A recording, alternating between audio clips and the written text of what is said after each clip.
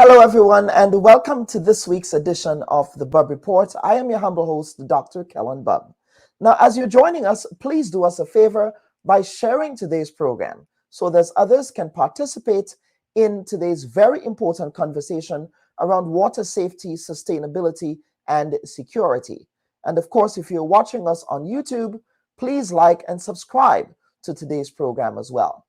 And now for this week's editorial. In the first half of 2023, the national community in Grenada expressed shock and dismay when we learned that a Grenadian diaspora retiree was arrested and charged for allegedly importing unlicensed and illegal firearms into the state. The weapons, some of which included high-powered semi-automatic rifles, seized by eagle-eyed customs enforcement officials at Port St. George, came at a time when the state experienced and continued to experience heightened incidences of gun violence and illegal firearm possession at the hands of some citizens. Now, our reporting found that the charges brought against this retiree done exclusively by the prosecution department of the Royal Grenada Police Force, headed by Superintendent Damian Lee, and not by the Office of the Director of Public Prosecution. The dropped charges against the retiree in the zeitgeist of heightened gun violence in Grenada is a public concern and should be of a public concern to all citizens, notwithstanding the presumption of innocence, as is the case in the legal system of the state. Our reporting also found that the retired U.S. Army veteran is claiming his innocence, suggesting that the weapons were unknowingly loaded into his personal container bound for Grenada. Now, in the public interest, we at the Bub Report believe it is imperative for law enforcement to answer a number of questions in relation to this matter. Firstly, did the chief prosecutor at the Royal Grenada Police Force bring an indictable or summary charge against the accused? And on what basis was this determination made? Secondly, did the department make a decision to withdraw the case? And on what grounds was this decision made? Was there an issue of evidence admissibility in this matter? And would we be able to get any indication of what those issues were in respect of admissibility? Thirdly, did the DPP's office get involved at any stage in this matter and at any time to engage in the process of nully prosecuting the charges? In other words, take over the case and dismiss the charges in its entirety. Thirdly, was this matter fully adjudicated before the court and dismissed after a full trial? If so, when did this trial end, and why was there no public pronouncement on the judgment? In the case of full trials, the courts routinely publishes written judgments on matters brought before it. None are available here if in fact the case went that far. Fourthly, what about a no-case submission?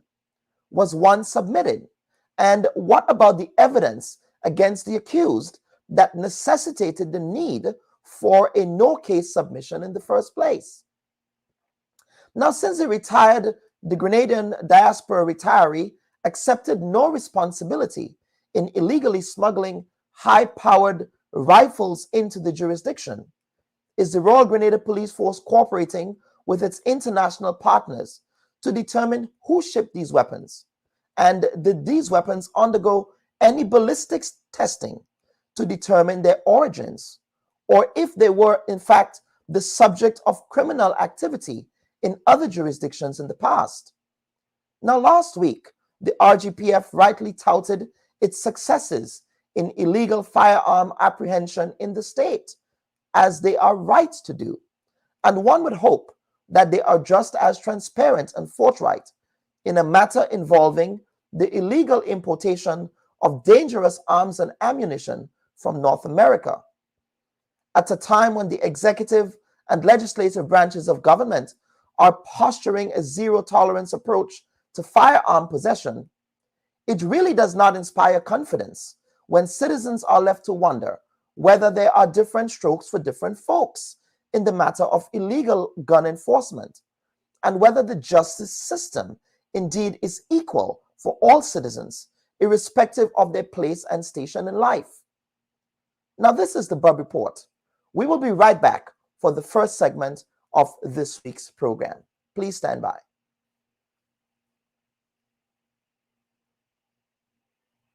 Don't go there.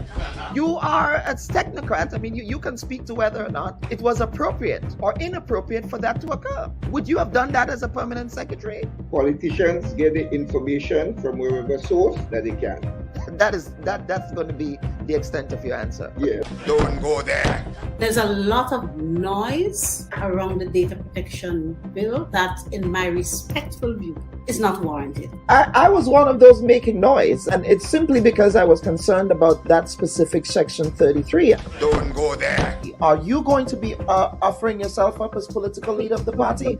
I see you've called me here for much more than diplomatic passports. I don't buy that. Don't go there. What is the relationship like between you and your leader, Dr. Mitchell, your boss, Dr. Mitchell? I'm not sure how to explain how to answer this question at this time. I prefer not to answer. Don't go there.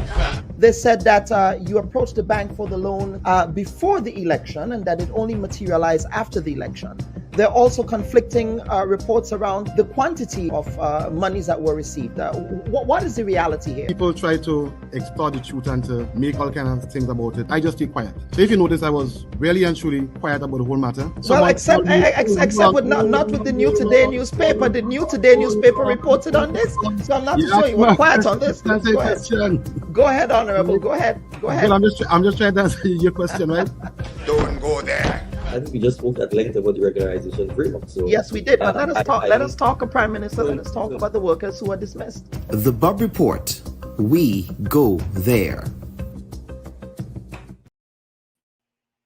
And viewers and listeners, welcome back to this week's edition of the Bub Report. Again, as a reminder, please remember to like and share this live stream. Now, water and climate change and sustainability may not be quote unquote sexy topics, but they are certainly very critical.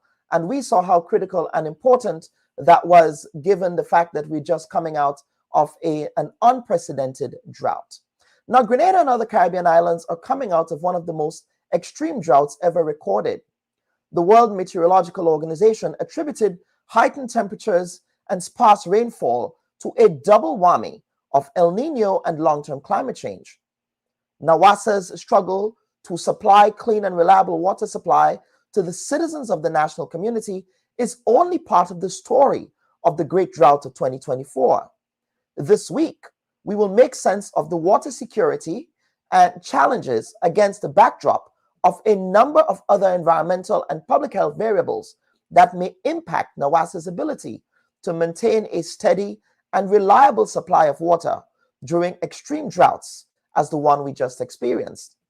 Now, a 2024 study published by Graham in Poles and Water with data supplied by the Grenada Solid Waste Management Authority found that there are 29 illegal dump sites in Grenada, some of which affect downstream water quality. And this human footprint does not take into account the shrinking rivers and drying watersheds in the state. Now, here to make sense of the challenges of water safety and sustainability in the era of climate change are Mr. Andre Witzig of the Grenada Land Actors, Myrna Julian, who is the Public Relations Officer of the Grenada Solid Waste Management Authority, and Mr. Terence Smith, who is the Acting General Manager of the National Water and Sewage Authority. Now, we were supposed to be joined by one community activist, Mr. Nicholas McMillan, but he canceled on us this morning, citing other personal commitments. So, lady and gentlemen, welcome to this week's edition of the Bub Report. I hope we can hear Mr. Smith now. Mr. Smith, can you say hello? Good morning, Dr. Bob. Good morning, colleagues. Good morning, viewers. You're hearing me now? We're hearing you loud and clear, sir.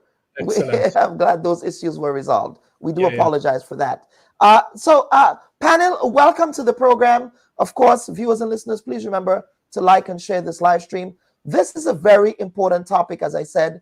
It may not be as sexy, but of course, we did see the impact of the drought on the citizens of Grenada. I'm sure, Mr. Smith, that NAWASA faced the music, literally and figuratively, this year from the citizens of the country. So I want to begin with you, Mr. Smith. What major lessons did NAWASA learn from this period of drought? And will there be need for future infrastructure upgrades as moving forward, as we know that these droughts are going to become much more frequent and much more severe? Yes. Thank you, Dr. Bob. Good morning, all. Yes. And up front, let me just say thanks for inviting the authority to share our points of view and to clarify certain issues and to elaborate issues for the listening public. Before I specifically respond to you, I think it's important that I set the big picture, set the stage, so to speak. Yes. So NAWASA and mainland Grenada, we've been faced with an increasingly intense drought from early to middle April of this year that has resulted in a reduced water production and supply shortfall of about 2 million gallons per day in the parishes of St. Andrew, St. David, and St. George, mainly southern St. George. It would be useful, Dr. Bob, if you could bring up that slide, the first slide with Yes. northern Grenada and then southern Grenada. It would help to illustrate my first point. Mm-hmm. Yeah, there we are. So let me go ahead and share that screen there now. Yes, go ahead. Good. So the graphic shows northern Grenada. It may be a little difficult to clearly see via this medium, but suffice to say that the pink, no, if you keep it on the north, right? Mm-hmm. Yeah, the pink areas illustrate our water supply areas. That's where people live, where our distribution network is. And those are the areas which from April of this year have been under what we refer to as valve regulation. So when the supply from our water treatment plants and sources, when they significantly drop, we have a supply shortfall. We cannot meet the demand in the distribution network. Now, we have valves at many locations in our distribution network. And by strategically closing and opening these valves, what we refer to as valve regulation, we can route the limited water supply to different areas. The objective therein being to, as equitably as possible, distribute the limited water supplies. So you can go to the south, so you can see that parts of St. Andrews, the pink overlay indicate the areas. If you can go to the right, you see the marked difference between the northern half of Grenada and the south. If you can go back to the south slide. Yes. Uh-huh. Right. Mm-hmm. One can see that a significant part of the parish of St. David and a large part of the parish of St. George, mainly probably the southern 2/3 of the parish of St. George, are highlighted pink. These are the areas which from April of this year, we've been valve regulating, and these are the areas that have suffered a supply shortfall, which have water problems. All right. Following the imposition of water use restrictions under the provisions of the NAWASA Water Services Regulations 1993, and these were brought in on Sunday, May the 12th, that's 3 weeks ago, mainland Grenada continues to experience a drought-related water supply shortfall, and the water use restrictions have not been lifted. I just wanted to start with that, Dr. Bob, just to emphasize that we are still in a supply shortfall situation. Despite the slight improvement that we've had over the last couple of days, we know that there was not insignificant rainfall Thursday, Corpus Christi into Friday. So the restrictions are still in place, and we're still calling on the general public, our customers, consumers, to conserve water. So what has been NAWASA's response? Our response has focused primarily on, as I indicated, continued distribution network valve regulation. We've had about 18 of our water systems have been under a valve regulation increasingly from April, and these are still in place. We have sought, despite some shortcomings, and I know we've been under a lot of criticism and so on social media with respect to some instances of taking an inordinately long period to repair some leaks and so on. But we have increased our allocation of resources to try to more promptly move on leak repair in the water distribution network. We have been trucking water at the rate of up to about 250,000 gallons per day. That's 250,000 gallons per day. Our own 3 water trucks. We've facilitated hydrant supply to private water tankers who truck water mainly for the private sector. And we have partnered with the St. George's University, for which we're very thankful, in that for the last a couple of weeks, we have had access to their water tanker, which we have used. Mainly, we've given priority to medical facilities, schools, customers at elevated locations at the extremity of the distribution network, and so government facilities and the vulnerable, be they aged, young people, aged, social services, homes, and so forth. We've also focused on increased public communication around the theme of water conservation. We've brought in, as I said, the water restrictions, the water supply schedules. We have done quite a number of water conservation flyers. I saw you had them up a while ago. You can screen share. We've just showed a few of them, and these have been widely disseminated on our social media platforms. And we've also provided them to the Ministry of Education for sharing in the schools and so forth. Heightened engagement with radio and TV stations. I think my being here today is a testament to that. We have collaborated also with the Royal Grenada Police Force, and we've been doing patrols in the various communities to ensure compliance with the regulations. And while, Dr. Bob, we've not focused on the punitive measures of the regulations, and so, in other words, yes, people can be charged, yes, they can be fined, and so forth. We have focused mainly on bringing the message, highlighting the urgency of the situation, clarifying for customers and consumers what we suggest be done. I see you have sharing, in addition to the water conservation message, we have one that's on screen now, urging customers not to burn. And we've indicated there at the time the vast quantity of drinking water that was used by the fire department to out fires.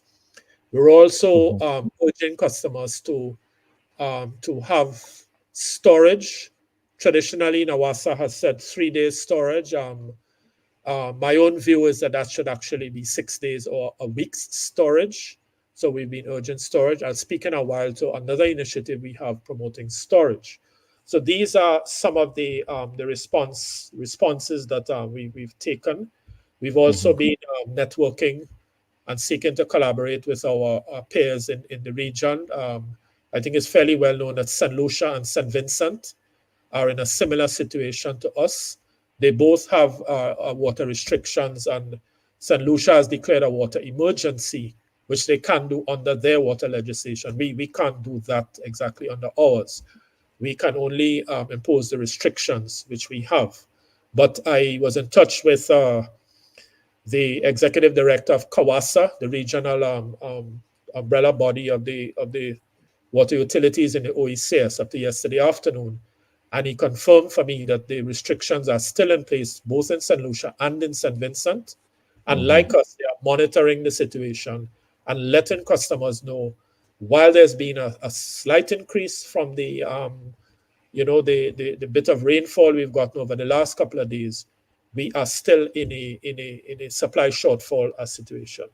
So to conclude for now, we have also collaborated with and played our part with NADMA, the Emergency Response Agency. A task force was convened by the Prime Minister, who chairs the NADMA, National Emergency Advisory Council, NEAC, and we have participated fully in that. So water restrictions are still on, and we're urging customers to continue to conserve, to continue to use water wisely. So Dr. Bob, I don't know if you want me to launch now into your question. Did refer to the measures that NAWASA needs to take. I don't know if you want me to pause here now. No. Yeah, I would have you pause here, because I think you answered part of the question in respect of lessons learned by articulating what you have been doing to mitigate against these significant shortfalls that we have been seeing. So I think you answered part of that question. But Mr. Witzig, let me bring you in here, sir. And the reason why we felt it was important to invite you on the program this week is because, of course, you representing here the Grenada land actors, but you're also a conservationist, and you have been raising alarms in respect to the watersheds in Grenada, in respect to that, shall we say, concrete development that has that deleterious impact on the ecology. So let us talk about the watersheds in Grenada. What are they, and why are they critical to maintaining a sustainable water supply in the state? Yeah, thanks. Good morning, Dr. Bob, and to the other participants as well. So I think Grenada Land Actors has a very specific interest in terms of the sustainability of our water sources in Grenada, especially with the big developments going up around the island. And again, how we're catering or able to cater for our actual population right now versus, tripling that number probably in terms of the number of hotel rooms that some of these developments are planning. To your question, the watersheds are incredibly important in Grenada. We're looking at, the protected Grenada National Rainforest being one of our most important ones. And we could see the reports on social media in terms of how low actually the Grenada Lake is actually this year in terms of the drought. I've done a lot of work in the watersheds above Grenville. So again, we're looking at the watersheds extending high up into the forested areas, where in fact many farmers relying on some of the small rivers and things in those areas, which basically join multiple tributaries, form bigger rivers and come down into the sea. So really, we kind of need to protect all of the watershed areas. There are many activities which are unregulated in these areas in terms of point sources of pollution, in terms of pig farms. I think the young man who was supposed to come on the program was highlighting the issue of pig farms in certain areas of the country. Illegal dumping is a big problem as well. You mentioned that in the beginning of the program. Sometimes these are, located directly in watershed areas and river areas and river banks. Sometimes we still have the big problem where people washing their vehicles, or sometimes concrete trucks driving right into the river and washing their drums out into the river. So all these things are affecting the health of the watersheds, all the species that live in the rivers as well. And of course, that affects anybody in the coastal areas where all the water flows down to. I think, from the Grenada Land Actors side, one of the biggest problems we've seen, and one of our biggest concerns in terms of the unsustainable development, is how these big developments are catering for the massive water footprint that they have or are planned to have. We actually had put out a press release in May about our concerns in terms of what was going on in Lasages and the fact that water restrictions were in place, but it appeared that hotels were still routinely watering their plants and I suppose filling their pools. We actually heard from residents in Lasages that they were not getting water and they saw all these activities still happening at the hotels. The other thing is, when we looked at the hotels, and again through the court case that GLA has started and is ongoing, we looked closely at the environmental impact assessments for the three biggest developments that we're challenging at Levera, Lasages, and Mount Hartman. And in many cases, there are lots of questions in terms of how they're actually going to be supplying their own water sources. For example, in Levera, there's a massive golf course which has already started, and that will have a humongous footprint. We actually attended a consultation in Levera, I think it was early last year, where the developer said that they plan to actually water that golf course using the water from the Levera pond. Again, how could that be sustainable? It's a Ramsar site. One of the last things we actually saw disclosed in the court case was through the Physical Plan Development Authority, they were actually asking the Levera developers to develop a new environmental impact assessment specifically for a desalination plant. Because again, how are they getting water in such a water scarce area? They proposed to have a desalination plant, but we see nothing in terms of a new EIA or even understanding the impacts that would have on such an important area, especially for turtle nesting. And again, we're seeing similar issues in the other developments as well, but I can pause here if you want to. Yeah. Sometimes I think the PDA is a toothless tiger, because these recommendations are made by the court. The recommendations are made by some of the own people that they hire to do these EIAs, and a lot of that is not implemented. So, for example, at the Range Development Hotel project in Las Vegas, one of the recommendations was that they have their own desalination plant, so as to not rely on the national water supply to water their lawns. But social media users posted, for example, that while there were water restrictions, that they were there, just watering their plants and watering their green spaces, and people saw hypocrisy there. But we're certainly going to get back to this and do a follow-up with you on what you articulated here in respect of that, the watersheds. Now, we also have joining us this week Miss Myrna Julian, who is a media veteran in many respects, and it's somebody that I knew as a young reporter. She worked briefly when I think we crossed paths in GBN for a brief moment. Myrna, I don't know if you remember that, but that was back in the day, right? But yes. We brought you in here, Ms. Julian, to talk about the nature of illegal dumping in Grenada and the Solid Waste Management Authority's approach to the prevention and enforcement of illegal dumping. Now, to what extent is the current practice of illegal dumping, or perhaps a perennial practice, affecting our rivers, streams, and oceans? First of all, thank you so very much, Dr. Bob, for inviting the Solid Waste Authority to be a part of this conversation, and to our other panelists, Mr. Smith and Mr. Wetzing of Grenada Yes. Land Actors. Thank you so very much. The Grenada Solid Waste Management Authority, we have a critical role to play in terms of environmental protection, and we have done quite a lot, I think, in terms of ensuring that we have extended our services to the entire population. We cover approximately 90%, 98% of the population for the collection and disposal of garbage. And in terms of commercial waste, we do have an issue with the management and disposal of commercial waste, as well as institutional waste, waste from construction companies, the tire dealers, etc. And that's a character of the type of waste we have been finding at some of the illegal dump sites. And as you said at the onset, they are impacting quite a lot of our water systems. And we're not just talking about our rivers and streams and the lake and so on. NAWASA has a strong dependence on groundwater also. And some of these illegal dump sites, they are showing up near some of the groundwater sources that NAWASA has been using to supply, or to augment its services. And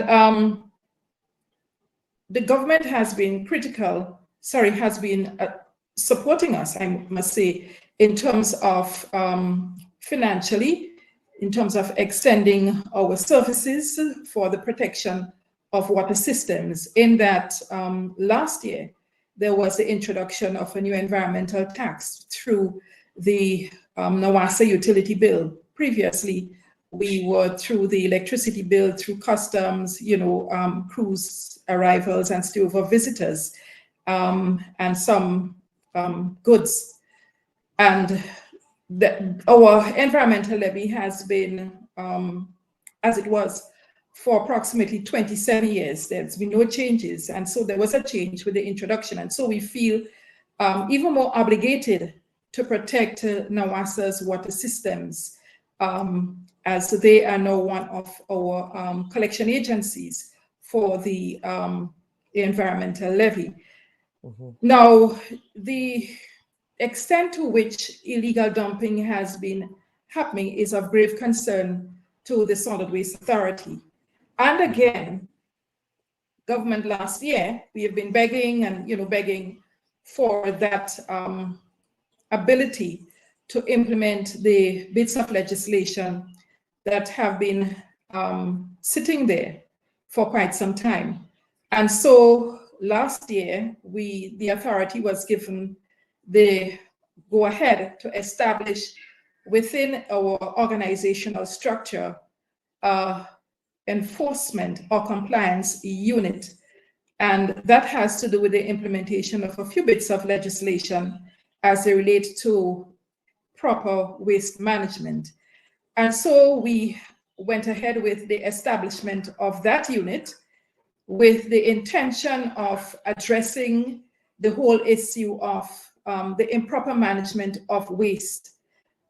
Because we've been speaking for quite a while, and we believe that we've been speaking and it has been falling on deaf ears. So this is time for some action.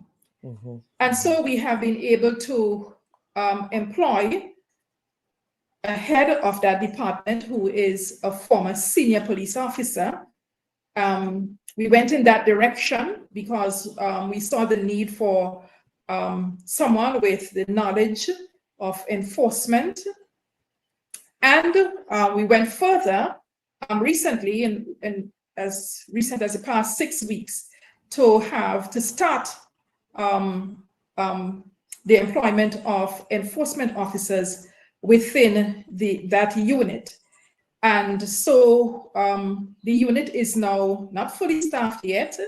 We now have vacancies out for the sister islands of Carriacou and Petit Martinique, and we still have to employ more officers for Grenada.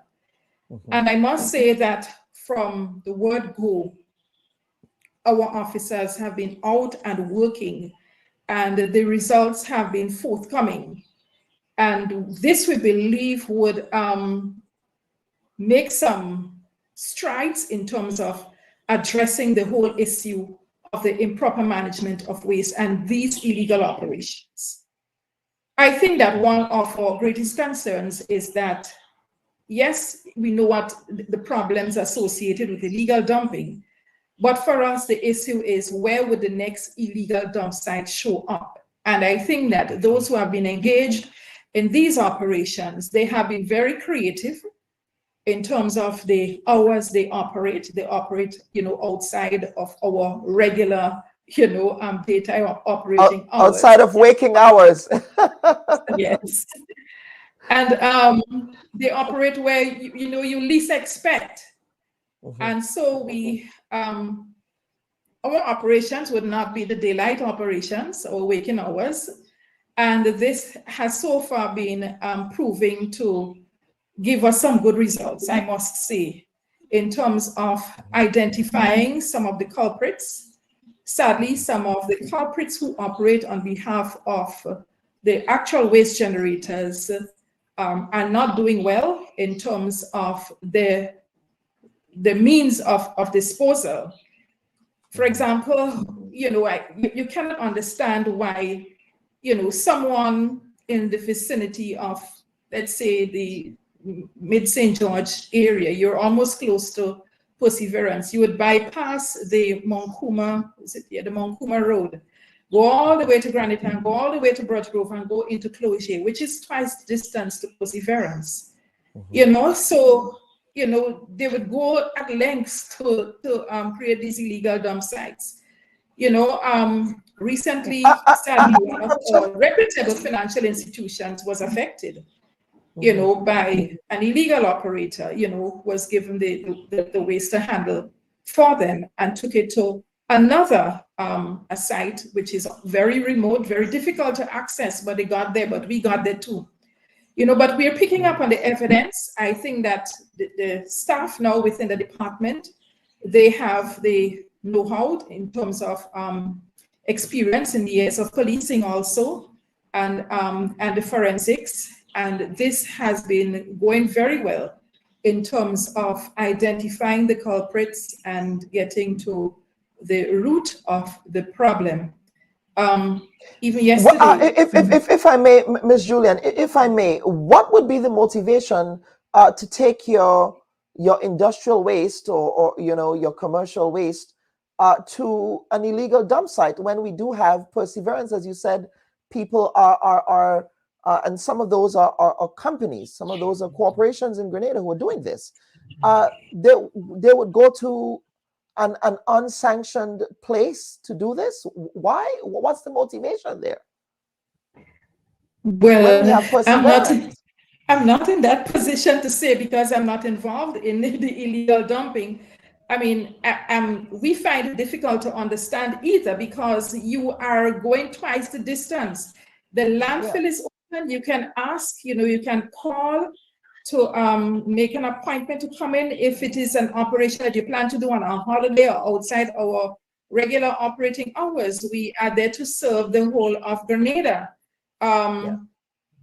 You know the operating hours of the landfill. If you know that you are going to be there, you call, and we always facilitate those individuals who are making the extra effort. And we call our landfill, or you establish a relationship with the our administrators of our landfills, both in Grenada and Carriacou. I mean, Carriacou is not as bad. I don't think that Carriacou is bad. I think that the people of Carriacou, I must commend them for being committed towards the protection of the environment. We hardly have instances of illegal dumping in Carriacou. I think that they understand the reasons for which they must manage waste appropriately. I think that we have been preaching for quite some time as to the importance of the proper management of waste, which has to do with the safe transportation and safe disposal and safe treatment of waste, and the consequences. We have been speaking about the consequences of being caught. And sadly, based on yesterday's operations, I think that, we have been speaking a lot. And in my discussion yesterday, Saturday, based on, another discovery, we would have to take it a bit further. We have some cases that have been presented in the past 6 weeks to the police, because we cannot enforce based on the waste management legislation. We are into the compliance component. So we have to liaise with those who have that responsibility, that is the Ministry of Health and the police, to have those who have been identified present the evidence, right, to them, so as to prosecute, take it further to prosecute. And this is the direction we are going. So whether, as you said, in the past, we have been speaking, we're trying to understand why people go to such lengths. I think we have to take it a step further to help them to understand why they shouldn't go to such lengths to dispose of waste in our, not just our water systems, but, at various locations throughout our country. Yeah. Now, I am going to quote and cite some research that was done by Graham, one author, Graham, in Polls Water. It's a journal. It's a peer-reviewed journal. And of course, I know that they contacted the Grenada Solid Waste Management Authority around their data collection process. But I think it would be important for me to share some of their findings in respect to the true extent of illegal dumping in the state of Grenada. So let me pull this up here, and I'm going to quote from the journal article now. Now, the author says that, and this was published recently, this was published this year in 2024. The author said, in January 2023, based on the descriptions mentioned above, the 29 illegal dumping point locations were identified. And those are the 29 illegal dumping sites that you supplied to the researcher. And GPS locations were recorded and organized in Microsoft Excel, which served as both storage. They went on to talk about the data analysis. But what was critical and what stood out to me in this particular research was that in as much as you officially, you do have 29, the authority provided 13 communities in which illegal dumping is known to occur. with a focus on those near major waterways and the coast, some of these areas have multiple illegal dump sites, adding to a total of 29 locations. So I think it is important for us to appreciate the true extent of illegal dumping in the state, which is affecting water. So when we're talking about water security and water sustainability, we cannot have that conversation without having a conversation about the impact or the role that illegal dumping is playing. And the author goes on to list some of those sites based on the GPS work here. We see a couple of sites on the southeastern flank of the country, in the south of the island. We see another one here on the border between St. George and St. John, a couple in St. Mark, several in the St. Andrew area, several in the St. Andrew area as well. Myrna, I suppose looking at this map, I suppose that would be consistent with what you have been seeing as well in the authority.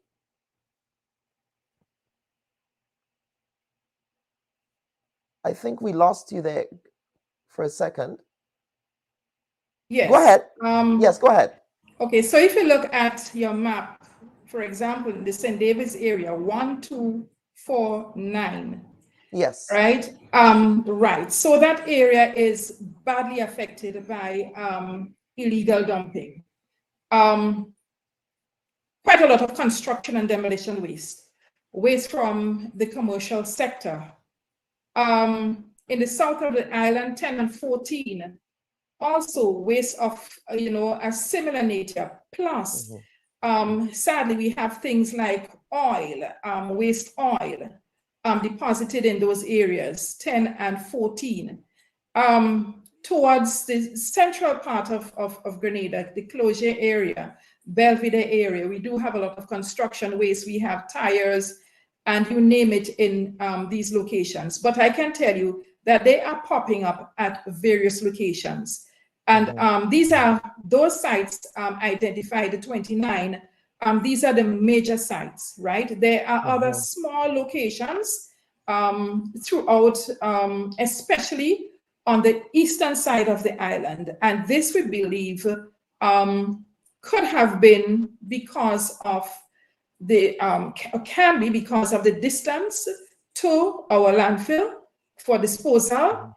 And in terms of the south, we believe that there was an increase in terms of illegal waste disposal due to accessibility at that time because of the Molineux Road slippage. But I can tell you that if I look at our waste characterization study and our waste stream for the past 2 years, 2022, we had approximately 40,221 tons of waste coming in on the landfill. And then when we looked at 2023, we had approximately 62,556, as well as we observed that there was an increase in terms of the numbers of trucks accessing the landfill. And we believe this could have been because the landfill is now easily accessed when the Monkuma Road was open. And I can tell you that when the land slippage happened and the Monkmorris Road was closed off, or it was difficult to access through that Monkmorris Road, that bypass, we saw an almost 50% reduction in trucks accessing the landfill. So we had an indication as to what was causing the increase in illegal dump sites. So we are hopeful, that with the implementation of certain new initiatives for waste diversion, as well as accessibility to the landfill, the implementation of hopefully very soon waste segregation for transforming the waste sector through an integrated resource recovery project, we will hopefully see a reduction in the incidence of such waste. I know there are prospects, for example, for dealing with tires. Persons are interested in developing businesses out of tire shredding and exporting, etc. We plan to establish green sites And these are for the land clearance, those who are doing, you're clearing your lands, you're going to be doing construction and so on. So that type of waste would be diverted to those rather than, as well as the coconut shells and so on, that we've been having quite a problem with.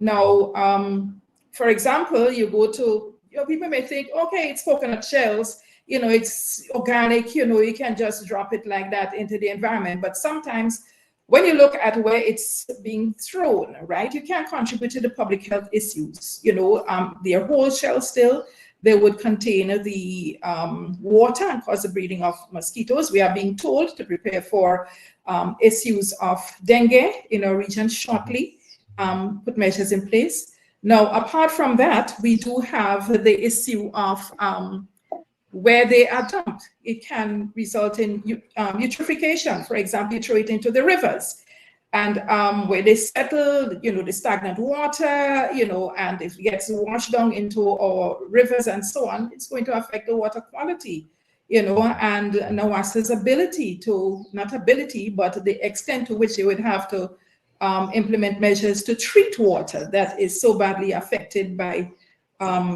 the waste that is being dumped in them.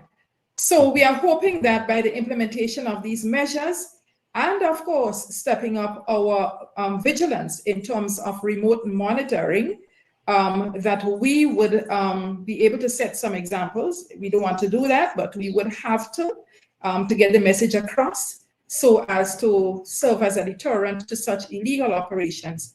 And of course, operate open avenues for persons to not just have to take your waste to the landfill, but to sites where it can be processed and you can get value out of waste. And we have quite a lot of value in the waste that we're sending to the landfill now. And of course, divert waste from such illegal operations. Now, I mentioned the oil. Oil is a huge challenge for us.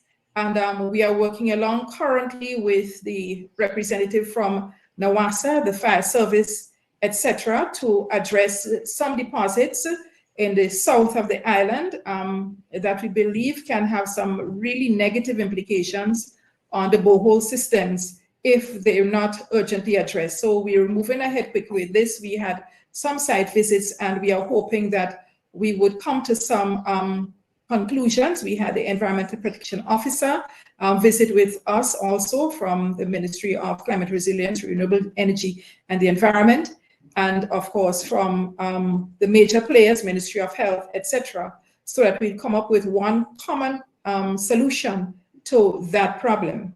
The other illegal dump sites we have been identifying, we have been getting them cleaned up with some volunteer actions by those who have been caught in the act. These we have not publicized the names, etc. But we believe that through initiatives like these, this forum, people would understand that it would not be business as usual, that we would not sit back and allow such actions to continue to adversely affect the environment and just say, look, you are responsible, come clean it up. It's going to be a different story. Very well. Why are you not publishing the names? Is there a policy on because of who these people are that you're not publishing the names, or is that just a general best practice of yours?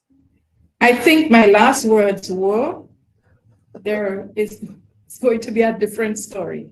Okay, all right, very well, very well. So we would follow up with that. You are a communication specialist, so so I would ask that question. All right, Ms. Julian. I'm sorry, sorry, yes. Dr. Bob. Sorry, I was. Yes. I know I'm in an industrial area here too, so there was quite some noise a few seconds ago. I'm not too sure if you asked the question. No. I was just being I was just being playful with a fellow communications colleague around the publishing of the names. But you explained that it would be a different story. But Mr. Smith, I want to bring you in here, sir.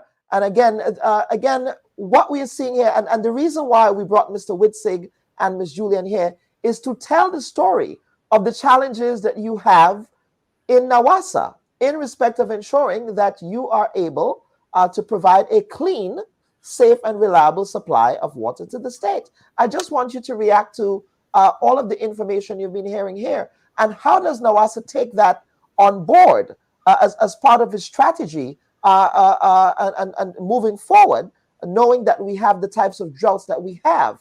Big picture, what would NAWASA be looking at in respect of the big picture to these challenges that both Mr. Witzing and Ms. Julian just articulated? Thank you. You hearing me? Yes, very well. Yeah. So, Dr. Bob, that's a very tall order because I've been listening to the comments for about the last 45 minutes. I'll be very selective, though. There's some I can respond to, some I'm not able to respond definitively to. Let me just say, let's start big picture. We are advocating now, the authority that is one of the challenges that we face is over the years, continued deterioration of our watersheds. So I think Mr. Witzig is quite on point. Perhaps we ought to have been, focusing on this more in the past.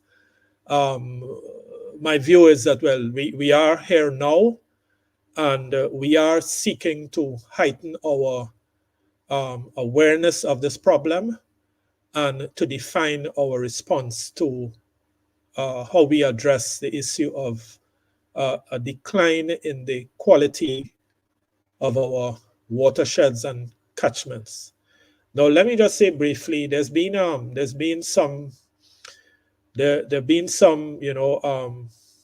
proposals raised in social media and members of the public and commentators and so on about NAWASA's lack of storage. And when we speak storage here, we're referring specifically to raw water storage, yeah, and the call for larger dams and cleaning your dams and increasing the storage and so. I want to pose this question. I want to look at this issue from a different perspective, and our view is that we ought to look at storage we ought to look at raw water storage through the lens of raw water storage in our watersheds and catchments. In other words, I have increasingly been using the analogy of looking at a watershed as a sponge.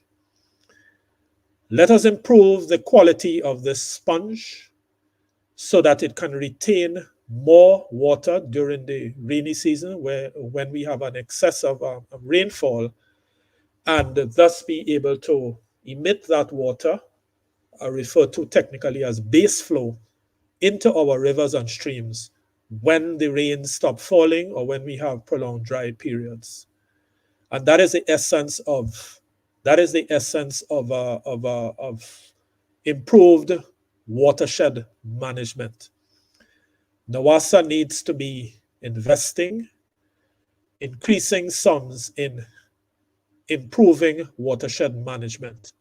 That has many aspects. I can't really go into too many details here now. We're just embarking. One of the initiatives that we're embarking on very shortly, we're getting an international consultant to assist us to put together a 5-year strategic plan for the period 2024 to 28, or probably 25 to 2029, a 5-year strategic plan. Our strategic plan currently is about 3 years outdated. So that is one of the strategic measures that we have to take. Increased investment in improving the quality of and management of our watersheds and catchments. Yeah, this would probably result ultimately in reforestation. Again, I pose the question, we're all Grenadians living on this rock. Ask ourselves the question, how many trees have we replanted in Grenada since Hurricane Ivan, for which we're celebrating its 20th anniversary in a couple of days' time? Ask ourselves that question. So I noted the intro for your ad for this program today was referring to dying streams and rivers and so on. Well, that is a reality. But as a nation, as a society, we have not been paying sufficient attention to that, and the Water Authority has not been focusing on that. So it is planned that we will begin addressing this issue in a serious way. I can't get into the specifics of why a particular hotel is using desal or not. What I can say is that the authority, in a very proactive way, we reached out to the Grenada Hotel and the GHTA about two and a half months ago. We hosted them to a mini workshop. We outlined to them some of the problems and challenges that we're facing, what we're doing to address the issues and so. And we had some very, very good feedback and input from them. We're also going to be promoting mainstreaming of, I take the opportunity to raise this now, mainstreaming of rainwater harvesting. Because rainwater harvesting is an internationally tried and tested and proven adaptation measure, climate change adaptation measure for the water sector. It also increases the resilience of our water system and can be of great importance, God forbid, if we have another storm or hurricane and our water systems are widely impacted. So these are some of the initiatives. We are aware that several hotels currently have desal plants operating. In fact, coming out of an exchange that we had with one of the hotel engineers, chief engineers, they actually, since then and for the last 3 months or so, they provide us on a daily basis with all of the metrics put into their desal plant and their water. They let us know, they send us the spreadsheet every day that they use to manage their water systems.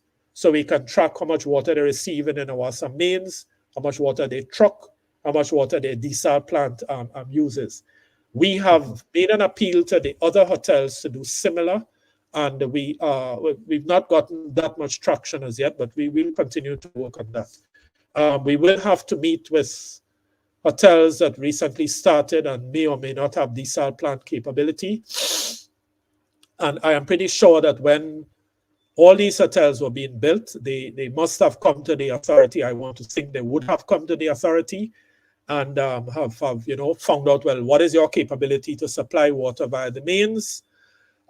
So we are going to try to build on that and impress upon all hotels coming on stream in Grenada ought to put in significant desal capability. They ought to be collecting rainwater also to augment the supplies that they get from the NAWASA mains. But again, I can't get into specific, naming entities and so on. With respect to the, just a quick comment on the garbage, Yes, sir. The illegal dumping sites. Yes. While they are a grave environmental concern and ought to be of concern to all, right-thinking Grenadians, I must say that if you look at the map, you will see that most of the red dots, most of the illegal dumping sites tend to be within about a mile or two of the coast. Yeah, is that correct? Yes, And yes, correct. because NAWASA if you bring back up the distribution map, the water distribution system, the north and south sheets, you will see that most of our, if not all of our, with the exception of our groundwater wells, of course, our surface water sources tend to be kind of in the inner 1/3 of the landmass of Grenada, so at higher elevations, up in the watersheds and so on, generally are not affected. That is not to say we do not have pollution risks from farmers high up in the watersheds and chemical use and chemical fertilizer use and so forth, and pesticides and so on. That is not to say that's not an issue, certainly in a few of our watersheds, a few of our catchments. But generally, the illegal dumping is not a major problem for drinking water production. So if you wish, I can pause here now. Yes, absolutely. Yes, absolutely. Correct. Yes. But certainly, Mr. Witzig, Andre, we are going to bring you back here. So if you can turn your camera on there. And of course, I'm going to bring back the entire panel because we'll be getting to closing comments shortly. But Andre, you've heard Mr. Smith here in respect of how that illegal dumping may not be affecting NAWASA's ability to harvest its water supply.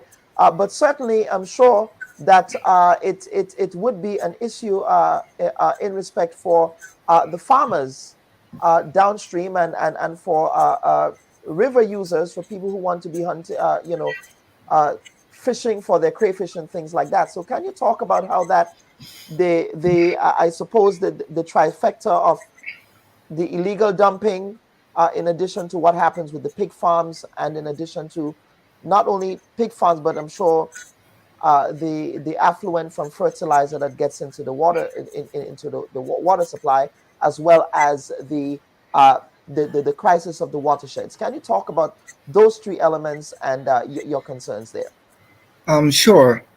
So yeah, I think as Mr. Smith was saying, I think sometimes NAWASA is very focused on the upper watershed areas where they are abstracting from, where they have their dams and things like that. But I think there really needs to be a much bigger oversight in terms of the entire watershed.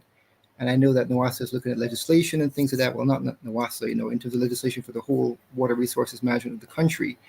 But yeah, as you go, downstream from those locations, you have farmers basically using water directly from the river. So again, what is the quality of the water that they have?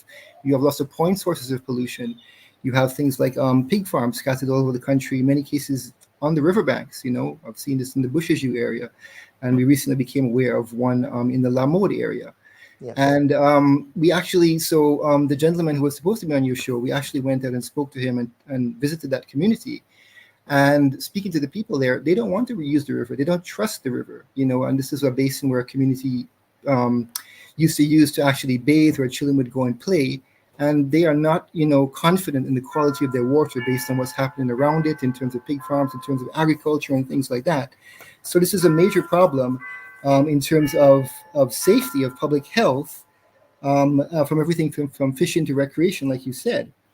So again, we have basically what it comes down is to basically zoning of a lot of activities, including agricultural activities.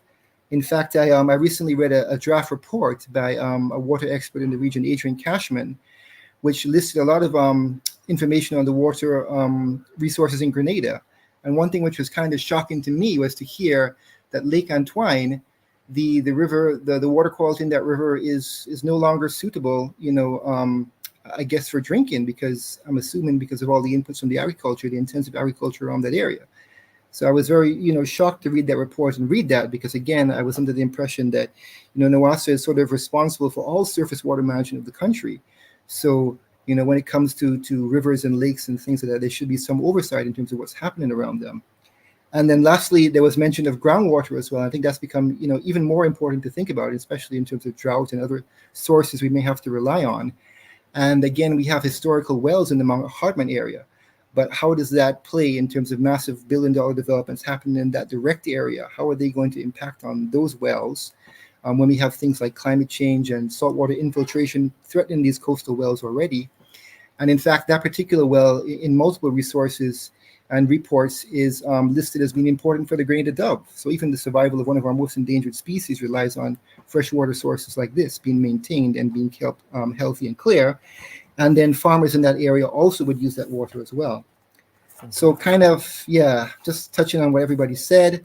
And the problems are really throughout the entire watershed and requires a watershed level effort and community effort to tackle these issues as well. Mr. Smith, anything that Mr. Witzig articulated in respect of NAWASA's management of bodies of water such as Lake Antoine? Yeah, it would be remiss of me not to respond to that, because as Andre knows, while under the NAWASA Act of 1990, NAWASA is still responsible for all water resources in the state of Grenada. It is well known that NAWASA has never had the resources to adequately manage, to monitor proper use of these water resources, right? And it's largely for that reason, in addition to the fact that it is the modern approach to sound water resources management. There is an initiative afoot. It's being promoted by the G-Cruise project, well known, the Grenada Climate Resilient Water System, the G-Cruise project, that NAWASA has been implementing for the last 2 years and will continue to implement to the end of 2025. And that is the creation, the separation of responsibility for water resources management from water services provision, which is what NAWASA primarily has done and does over the years, and create a water resources management unit that would be adequately staffed and resourced to be able to properly manage Grenada's water resources. So yes, he's not incorrect, but NAWASA has never had the wherewithal, the infrastructure, the resources, and so to be able to monitor all the water bodies in the country, Grenada's water resources. What I can say though, that being said, we are going to be moving very shortly to take measures to protect under the existing legislation and until the water resources unit comes into existence. We will be taking measures to through the NAWASA Act to protect our key at-risk watersheds. So while I referred earlier to say that, well, the illegal dumping sites are not such a threat because our sources are upstream, there are a few instances where, it's a couple of months ago, one of the tour and hiking outfits in Grenada quite proudly displayed on the social media site, people bathing in a pond or a little waterfall and pond that is just upstream the intake of the, I think it's the Mamacan water treatment plant. And that ought not to be the case. There are many other riverine sites and so on that can be used for recreational purposes, but humans ought not to be bathing in close proximity to the intake for drinking water treatment plant.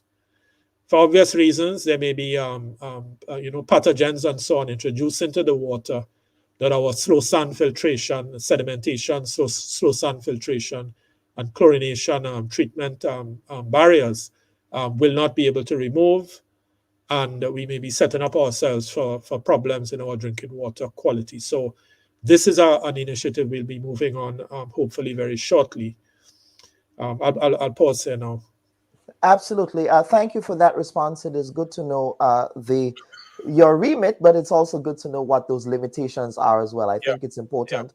Yeah. But one of the takeaways from this conversation as well is the fact that you are in fact speaking with the tourism stakeholders in the state, because of course they do rely on significant sums of water given the work that they do in the hotel and tourism sector. So it's good to know that those conversations are being had. Mr. Smith, quickly before we get to closing comments, in respect of desalination, I do know that you indicated that desalination for Grenada is not something that perhaps you have thought about, but that you've articulated other ways in which we are going to mitigate against those water shortage challenges that we will be expected to confront in the coming years.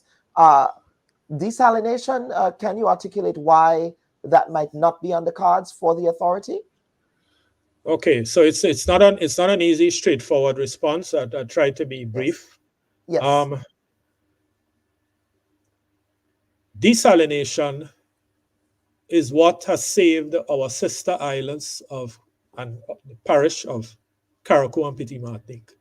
Our management team, we were in Carriacou and Petit Martinique the first week of May, 3.5 weeks ago. And we were surprised to learn, at least I was surprised to learn, that for many of the householders, their traditional tanks and cisterns were dry for the first time for many years. It's well known that a few years ago, maybe about 6, 7, 8 years ago, NAWASA installed a desal plant on Carriacou and one on Petit Martinique. And they have been operating at a little below their peak capacity, at great expense to the authority. And that is what, as I said, that is what has been providing drinking water supplies for the residents of Carriacou and Petit Martinique. So we have to qualify when we're talking about desal, and it is my own view because the geography and topography and terrain and so on of Carriacou and Petit Martinique are very different to mainland Grenada. They have no perennial streams, they have much less rainfall, much smaller land mass, very limited, if any, exploitable groundwater. Desal has to be an option, and it is an option, and it is working. But I caution to say we have, what is it, 167 or 177, something like that, customers in Carriacou who are actually hooked up to the reticulation, the distribution network from the desal plant. So what it means as a business, it means that the customers on mainland Grenada are heavily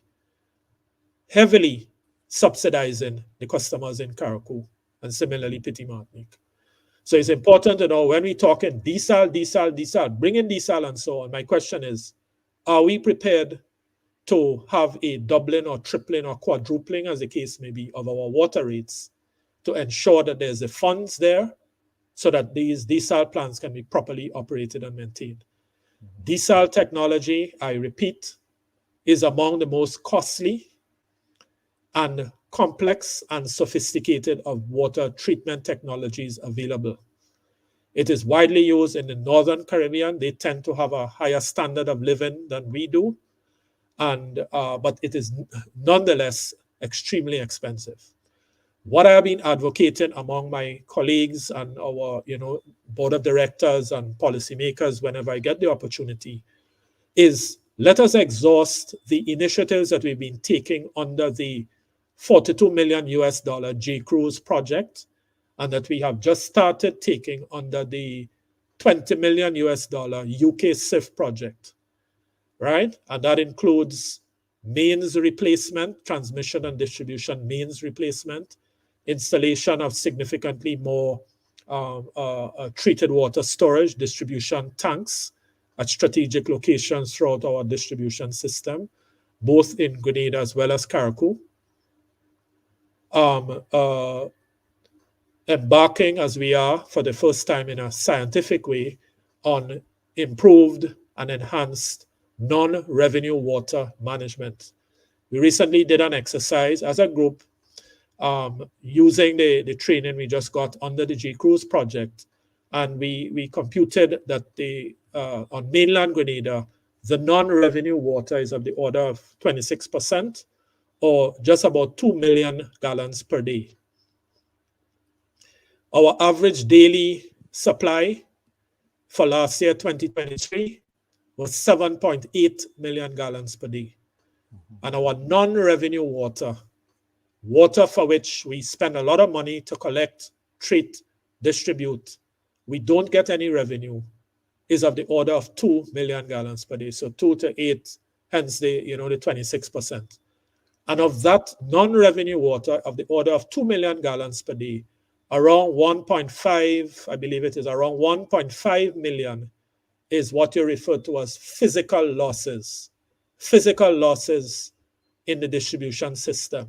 In other words, leaks in our own system, the leaks that people see at the side of the road and they complain we take too long, maybe in some cases justifiable. But we've been trying and we've made some progress in that area. But leaks in the mains, right, according to our scientific assessment, is of the order of 1.5 million gallons per day. If through the initiatives that are being promoted under the J-Cruise project, and we will continue to promote, if we can reduce that 1.5 million in the next, say, 3 or 4 years to 1 million, and then to 800,000 and so on, imagine that this is foregoing the need to build another treatment plant to treat 500,000 gallons per day, or the cost of a desal plant to treat 500,000 gallons per day. So non-revenue water management, I've already advocated the urgent need for NAWASA to invest in improved watershed management so that that so-called sponge can retain more water for longer periods, recharge, so that the base flow, the full flow trickling out of the soil into the streams and rivers can last longer during periods of no rainfall, improving generally watershed management. If we can be successful in mainstreaming rainwater harvesting, so maybe I envisage if it is successful in the next maybe 4 or 5 years, you can have maybe 10 or 15% of the daily demand of customers can be used, can be taken up by rainwater harvesting at the household level, right? Referred to as augmentation. Again, it is a tried and tested and sound climate change adaptation measure in the water sector that has been tried. So we have and it's something that yeah, you go ahead. Yeah, and credit to the people of Carriacou and PT Martinique. It is something that before terminologies like sustainability have become mainstream, they have also been doing a lot of rainwater harvesting. Precisely, for generations. Islands. Yeah. Right, for generations, because they had no choice. But we are trying to promote, as I said, the mainstreaming, and there's some initiatives afoot in collaboration with the G-Cruise project and GIZ. Just last week, we had a half-day workshop with the importers and suppliers, the hardware dealers who market rainwater tanks or potable drinking water tanks, and the components that will be used for rainwater harvesting, as well as water efficiency devices.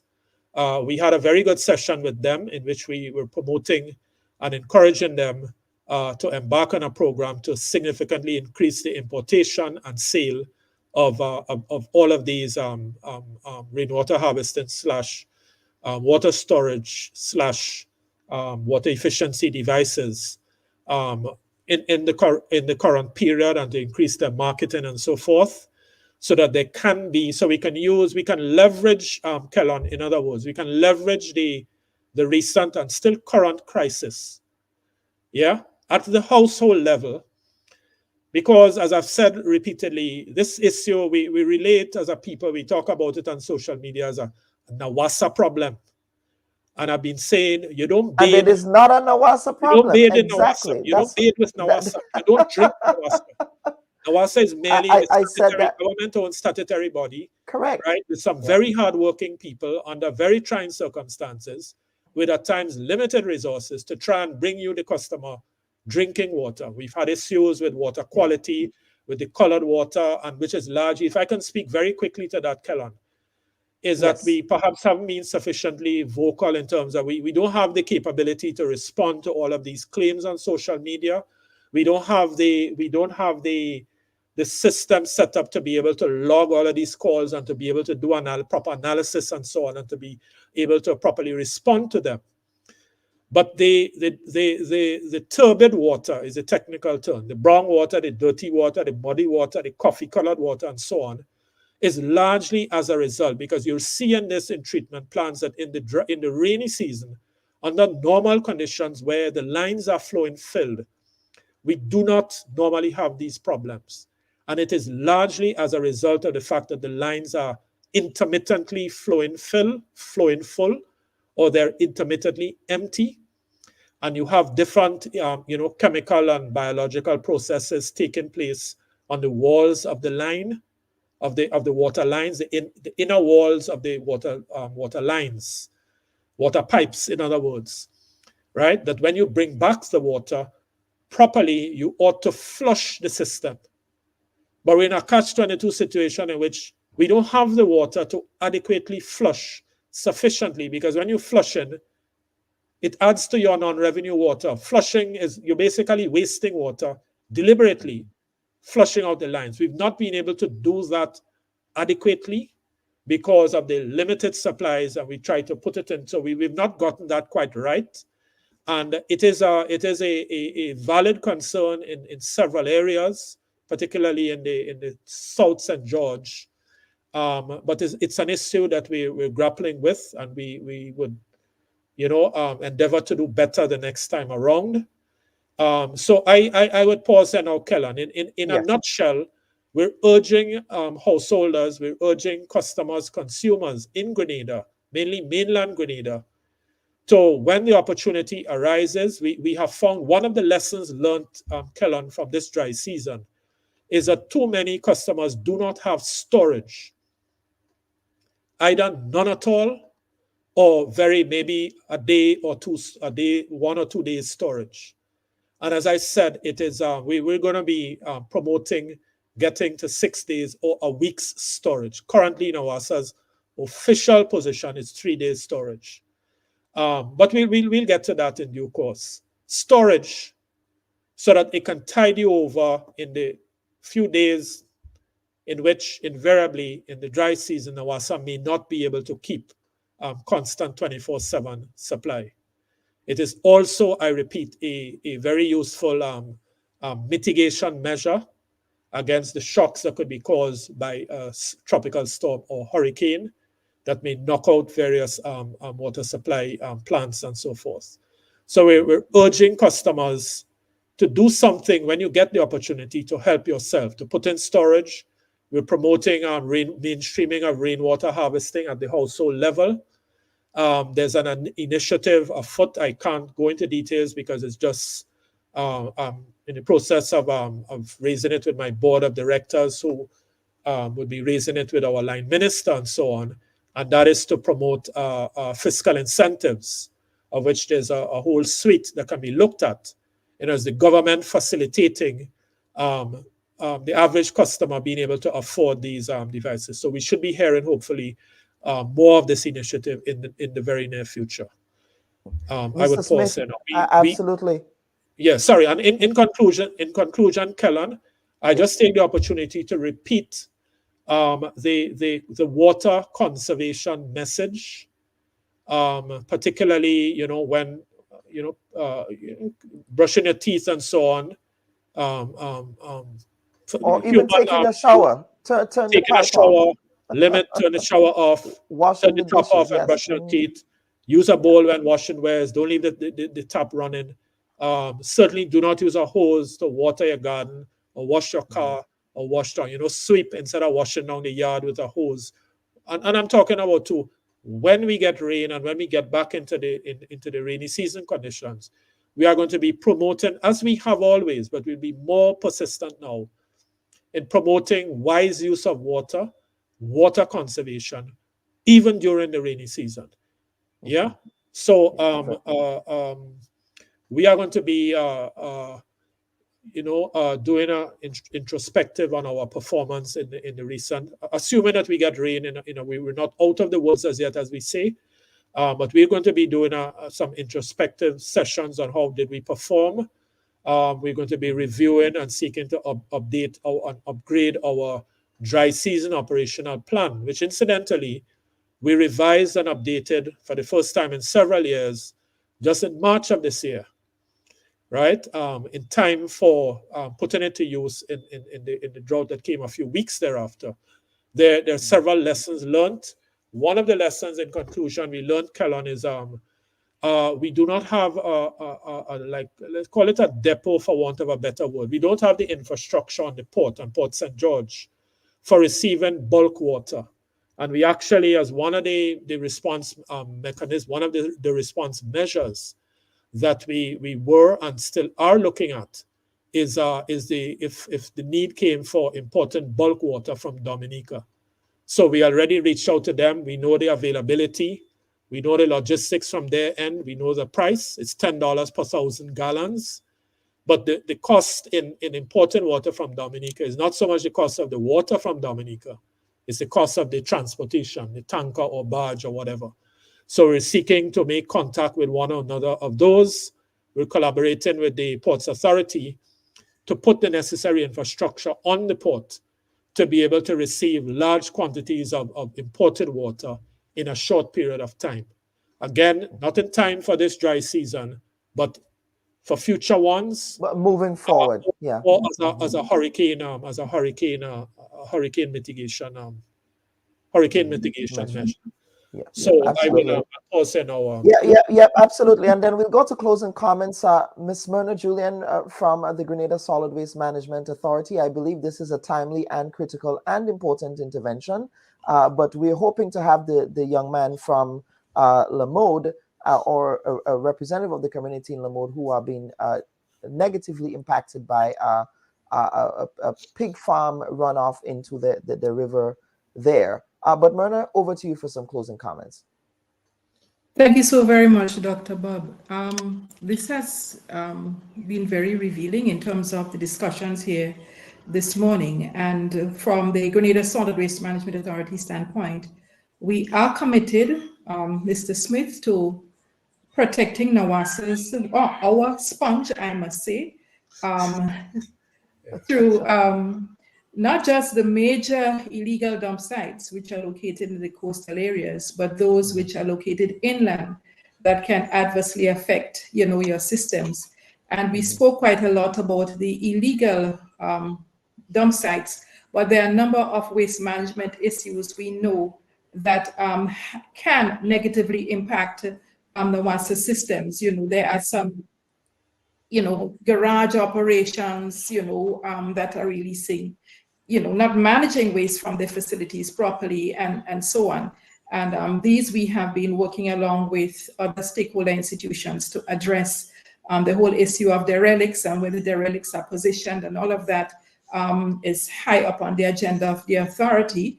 And these, we believe, contribute quite a lot to not just the water system, but we also have things like the release of the ozone depleting substances if they are not properly managed. And so we have to look at waste management holistically. We have been doing this through our strategic plan.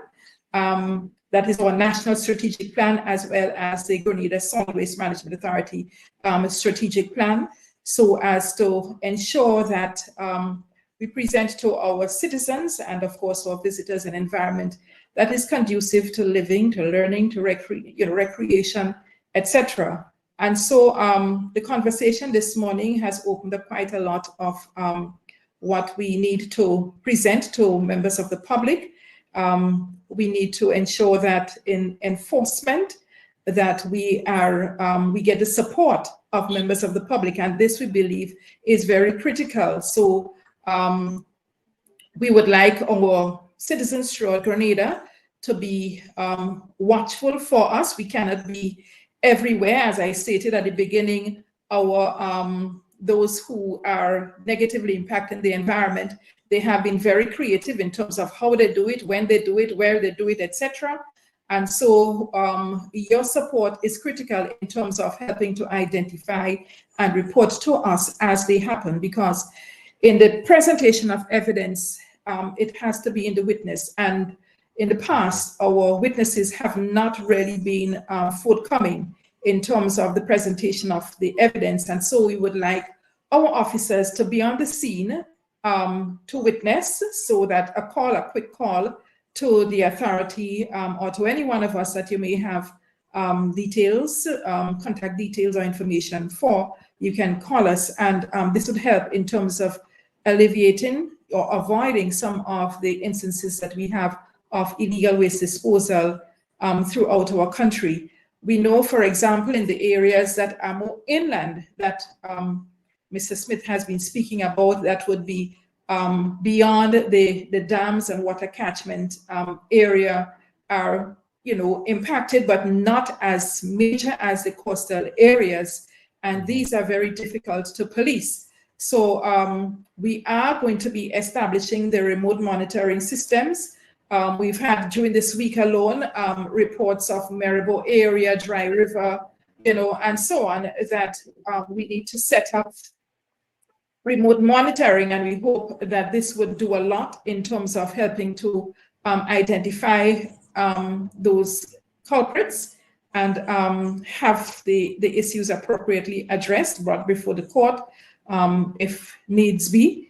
And for those areas where, in populated areas, especially in the south of the island, St. David's that has been really badly affected, that when we approach you to assist us with the placement of the cameras, etc., that you would certainly accept those that we present to you.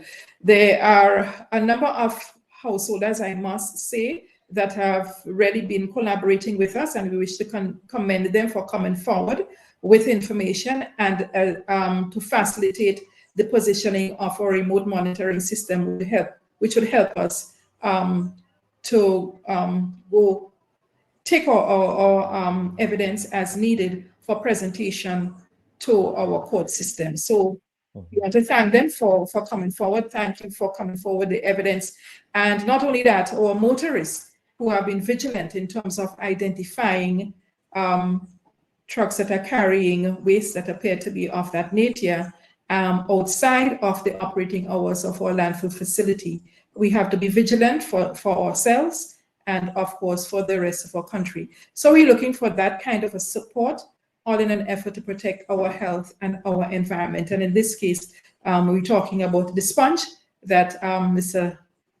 Smith has been speaking about, which feeds us and which is necessary for ensuring that we have safe, healthy water for consumption. Thank you so very much. Absolutely. Mr. Witzig, over to you for some closing comments, sir.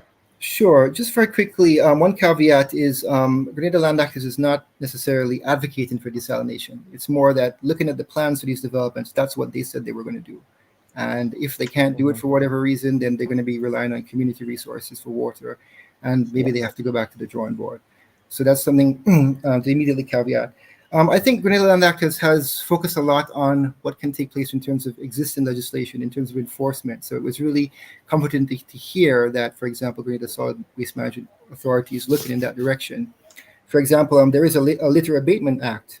And in fact, under that act, there should be, litter wardens actually installed in various communities around the country. I think that was never actually done. So again, looking at the enforcement and some of the existing legislation, which actually has passed and needs to be implemented, would be important. I think also a big thing that Grenada Land Actors is still advocating for is the Physical Planning and Development Authority Act and legislation is not sufficient in terms of when it covers environmental impact assessments. So there needs to be specific regulations to govern that process. Also, I think the Physical Development Plan, which really should be, the master plan, I guess, in terms of zoning for the whole country is expired now. It's like 2021. That needs to be revisited and done with new technology, new information and data for Grenada. And again, we mentioned so much of these sites are affecting the coast. So we have a Coastal Zone Management Act from 2019, but again, it's not implemented. There's no staff. There's no regulations. And again, a Coastal Zone Management Plan is supposed to be the major output of that act, which again is zoning that we need. And one final thing to touch on is which directly links to the health of our watersheds. This is, to me, it's just been concerning how many fires we've been having, especially in the south of the country, because that can be incredibly devastating. We've had historical fires in the past. We've seen other countries devastated by fires, like, for example, Hawaii in the Pacific. So this is something I think we really need to, keep tabs on it and have build much greater capacity in terms of managing that, in terms of our watersheds, but also in terms of reaching out to the communities in terms of training and tackling these fires as soon as possible. Very well. Thank you so much, Mr. Witzig, again, for always agreeing to appear on the program. Mr. Smith, over to you for some closing comments for this segment. Thank you. So, Dr. Bob, again, thanks very much for inviting the authority to be represented on this important debate. Yes. We really appreciate the opportunity, and it's provided us with another platform to elaborate our position and to sensitize the public on the important issue of water management and the drought problem. So in conclusion, let me reiterate, for the benefit of the general public, we are not as yet out of the drought shortfall. If we don't get rain, well, I think we're expecting some kind of weather system. It was said to pass. A tropical wave. Saturday into Sunday. Well, today is Sunday, and I certainly where I am in St. George Parish, there's not much rain. So And we know we were promised a similar bounty of rain last weekend, and we know what happened.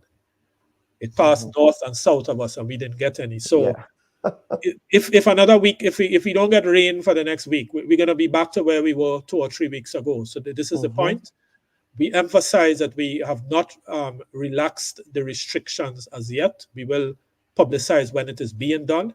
So we urge customers and consumers to continue to conserve water, utilizing all of the guidelines that we've been publicizing for in the current period and always. And we urge consumers and customers, when hopefully in the very near future, you're provided with the opportunity to invest in adequate drinking water storage and even a rainwater harvesting system, that you seize the opportunity, that you see it as an investment in maintaining the standard of living or improving the standard of living of your household, increasing the resiliency of your household to shocks that could be caused either by climate change or some kind of natural hazard, a hurricane storm, as the case may be. We urge you to take the opportunity. So thank you once again, and we at the authority would continue to make our best effort at providing a steady hand in managing a very difficult, an extremely difficult situation. We all know that the last drought of this nature was in 2010, 14 years ago. So you have a lot of young people, even, you have a lot of young people that don't know about drought in Grenada, that have never witnessed this kind of situation in their home, right? As I said, we have a lot of very hardworking people in NAWASA who have been trying their best in a very difficult situation to keep a steady hand, to manage the limited resources, while at the same time we're trying to, strategize and look what is the optimal way forward, and so that it is the most cost-effective way in terms of promoting the mainstreaming of rainwater harvesting, the use of water efficiency plumbing devices, and so forth, which is part of the GCRUISE project.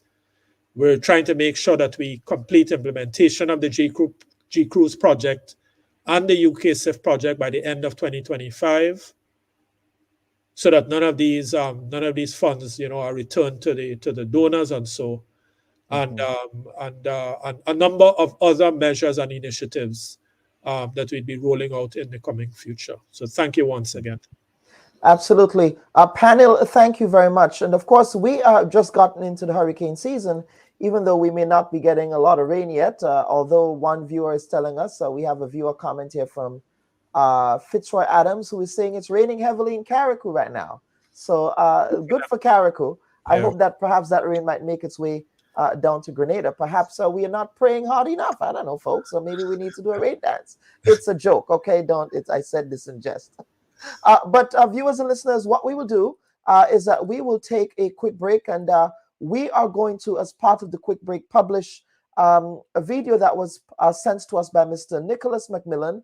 Of course, he is an advocate and community activist for the people of the community of La Mode, who are alleging that they have been experiencing, not alleging, because we see the evidence, that runoff from a pig farm in the area has contaminated a place that they have gone to, has contaminated the river, a place that they have gone to form community, whether they would go there for river baths, whether they would go there to do different community activities.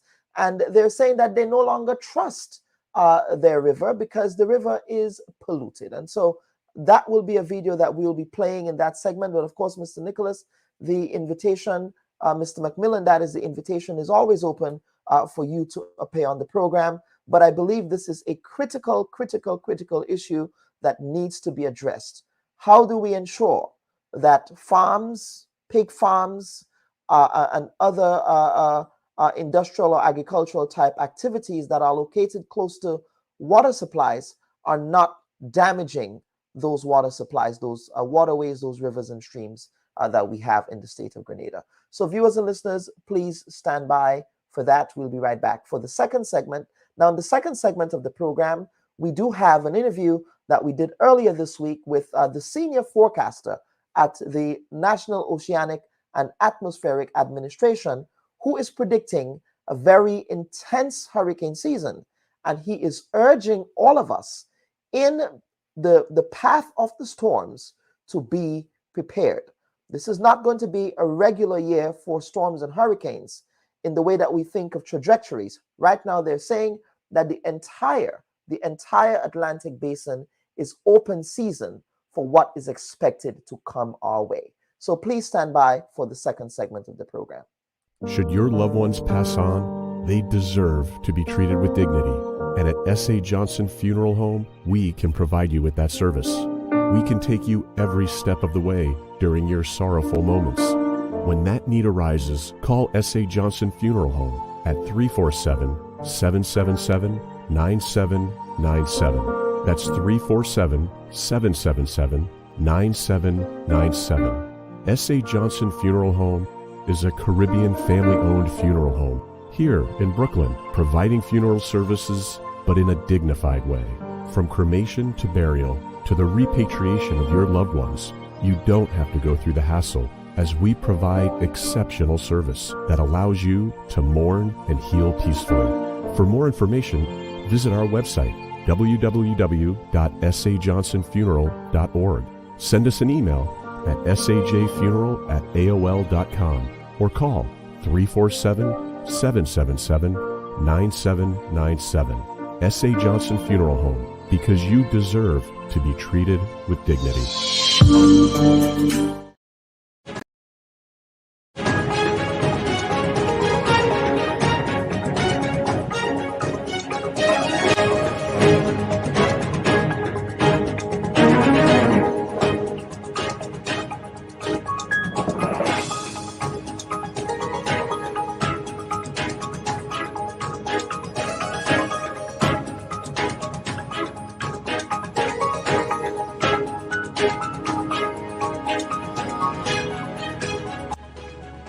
Imagine a world where your child is denied the simple joy of splashing in the local river.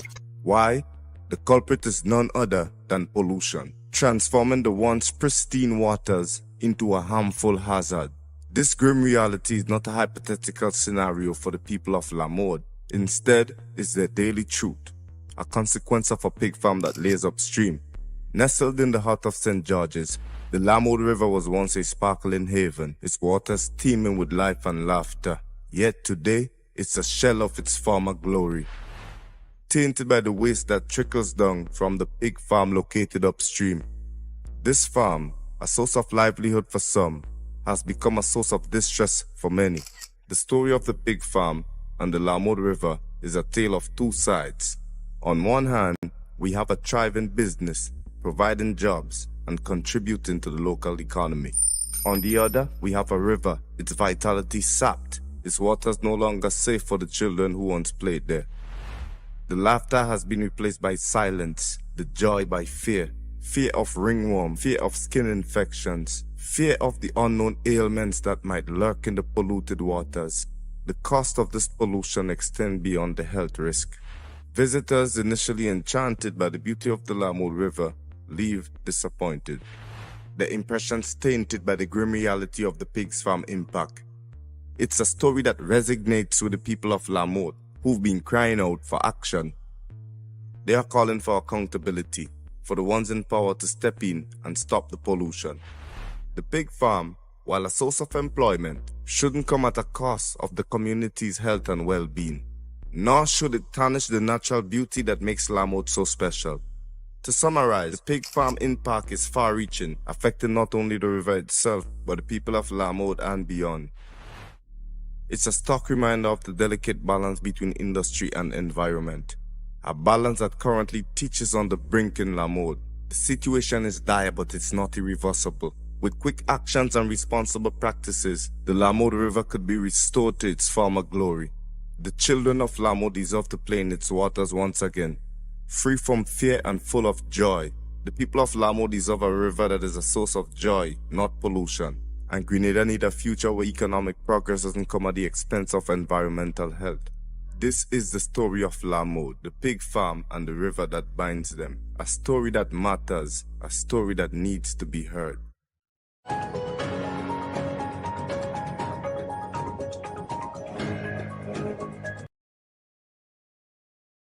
Now, the 2024 Atlantic hurricane season is likely to be much worse than last year, with 20 to 25 named storms predicted.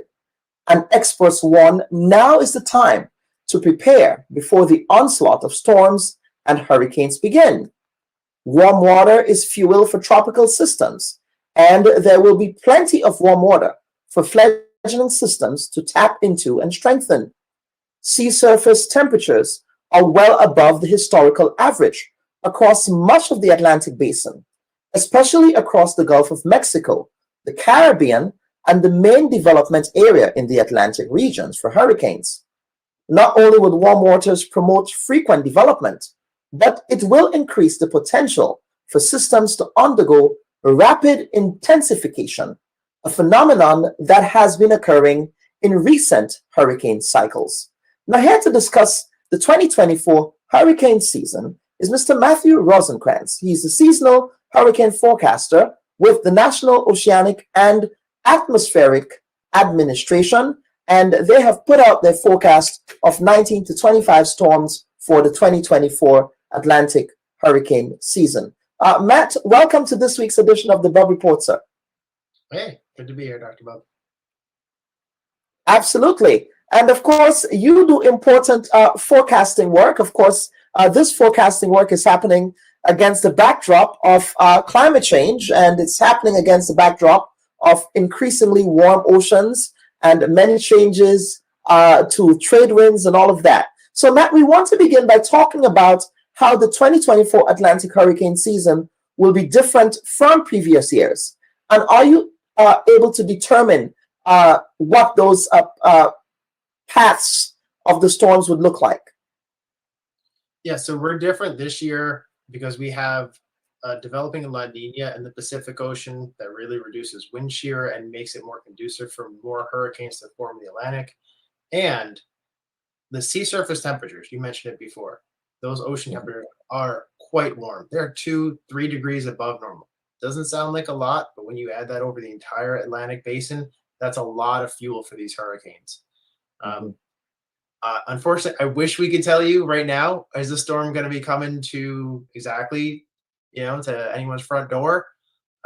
But right now, the outlooks are for the entire basin. We're doing the science and doing the math. Can we make forecasts for just the Caribbean or just the extratropical Atlantic? We're working on that now, but we really want to have solid numbers before we start saying that out publicly. Right. Science. Yeah. Absolutely. Now, let us talk about those record warm ocean temperatures and the role that climate change is playing in those accelerating warmer oceans. How are those really increasing the intensity of storms? So warm waters are fuel for storms. It's just like putting a bigger gas tank on the car, and you can just keep your foot on that accelerator for longer, and that storm can ramp up to a higher intensity. Right now, the ocean heat content, which is not only the sea surface temperature, but all the way down to 300 meters into the ocean, that entire column is warm as well. So these storms will have plenty of energy to form and even undergo rapid intensification, where they go from category 1 to category 2 or 3, 4 within a matter of 1 or 2 days. So it really behooves us to prepare now for those short notices coming up. And you mentioned that rapid intensification. What has been the normal trajectory of a storm formation, and how has that changed over time?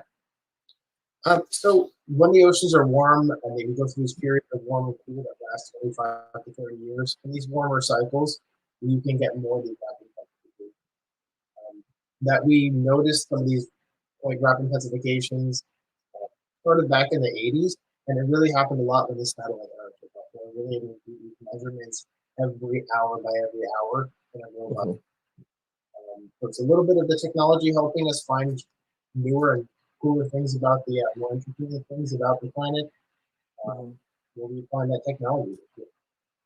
Yep, yep. Now let us talk about trade winds. Now I know that hurricanes also depend on winds. Of course, you hear about hurricane force winds in respect of the storms and what those winds look like on the outer bands versus the inner bands.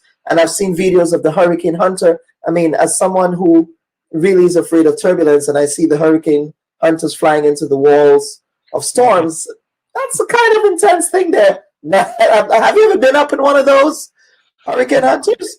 I have not had the pleasure of flying with those brave scientists that fly into those storms. They do great work for us and give us amazing data, and I've been happy to analyze that data over the years. Right. Yeah, so let us talk about the Atlantic trade winds. Now, I've been reading some literature that says that Atlantic trade winds are reducing. Now, what factors are accounting for those reduced Atlantic trade winds, and what role do these trade winds play in mitigating the force of hurricanes and storms? So the trade winds are reducing. For this year, at least, they're quite weak compared to normal, and that's because there's a lot of high pressure out a little bit further out into the Atlantic. That kind of disrupts that flow with that broad scale winds coming across the Atlantic towards the Caribbean. We are noticing a slight downward trend in them over time as well, and that's potentially related to climate change. Those trade winds, they're at from the surface up to about 4,000 or 5,000 feet, and they can help usher along the bottom parts of the storms. When the winds at 30,000 feet, way up there, are opposite, that tears storms apart. So when those winds, those trade winds at the ground, are weaker, it kind of doesn't matter what the winds aloft are doing. It's a reduction in that difference. Because storms want to go straight up. They don't like a difference in wind between the surface and way up in the atmosphere. So reducing those trade winds reduces that difference just at a first basis. And what factors are contributing to those reduced trade winds? So on a year-to-year basis, it's just the placement of a high pressure that's over the Atlantic Ocean. There's a high pressure over the Atlantic and a high pressure over the Pacific. There's generally one over the base ring, referred to as sometimes Bermuda High, sometimes the Mid-Atlantic Ridge. I've heard things like there's a little different terminology in the literature. But generally, and that over time with a warmer ocean can move slightly further north. So that reduces that high pressures, the gradient between that high pressure there and the relative lower pressure along the equator. So anytime you take a high pressure and low pressure and move them further apart, you get less winds between them. Okay. Now, what role is artificial intelligence playing in your hurricane forecasting? So for this year's outlook, we didn't use the neural nets or the AI in the outlook explicitly. We have developmental products that are taking some of our statistical tools and replacing the technology there with artificial intelligence-based technology. And then some of the forecast models are in development to be enhanced by the artificial intelligence or even replaced with those types of calculations for the seasonal models that we use that go into this. Very well. Now, I know that there are weather phenomenon that are defined as El Nino versus La Nina. Many people who understand atmospherics and understand geography knows what El Nino and El Nina is. But can you explain to us the differences between El Nino, because we understand that the Caribbean region is just getting out of an El Nino year, and we're getting into a La Nina year. Now, what does that mean, and what are the implications for storm formation when you have an El Nino versus an El Nino year? Right. So it's El Nino and La Nina. They mainly happen in the Pacific Ocean, right? So we're talking 6,000-7,000 miles away from the Caribbean. But it changes the sea surface temperatures change there, and they change in such a big fashion over the Pacific, which is a third of the planet. It eventually changes the wind patterns on the entire planet. During El Ninos, you get a lot more winds at 35,000 feet, a lot stronger winds over the Gulf of Mexico, the Caribbean, and that kind of tears those storms apart. No matter what the trade winds are doing, those upper winds are much stronger. When we go to a La Nina, those winds at 35, 40,000 feet, 9,000 meters, above the surface, they are much weaker, and that allows those tropical storms to develop in a vertical fashion, which means they can intensify and they can form faster and intensify even faster as well. So in an El Nino year, the storms tend to be weaker? They tend to be sheared apart, and if one does form, it's forming in a much more like hostile environment. So it's less likely to intensify from a tropical storm to a hurricane. And we saw that last year. We had 20 named storms, but only 7 hurricanes. That's about 30%. Most years we have 40 to 45% of tropical storms become hurricanes.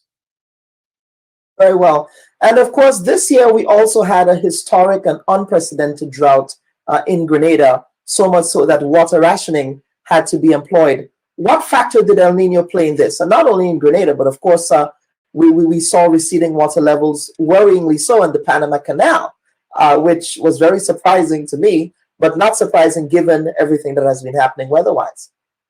Yeah, El Ninos are associated with more kind of sinking motion. So over the Central America and the Caribbean, which can shut off a lot of rainfall, and as you said, cause a lot of problems. We look for that to reverse a little, starting to come into the tropical season as that La Nina builds in and changes those wind patterns. It'll be a slow change. If La Nina develops fully in August, you start to see the rest of the changes around the planet in September. So there's a slow change there, and then by next winter they would be completely gone. But we should not see that same signal again this winter. Now, talk about the innovative hurricane forecasting tools that you rely on. Of course, I've seen, and I see the Doppler weather radar, and I see how, the folks, the meteorologists use all of these wonderful graphics and things like that. But are there any new forecasting tools that you are relying on, or that you have relied on, to make the predictions that you were able to make in respect of this year's hurricane season? Yeah, so for the seasonal outlook, I've gotten new models from the National Center for Atmospheric Research. Gotten new models in our sharing with our partners at Environment Canada. And I'll blend all of those models together to make this outlook.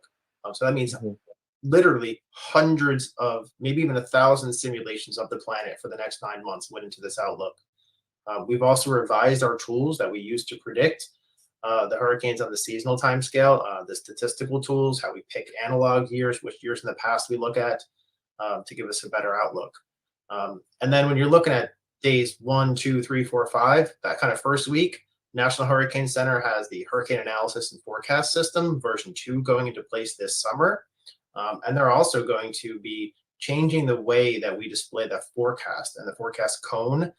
So not just highlighting where the tropical washes are along the beaches, but also where they might extend to inland.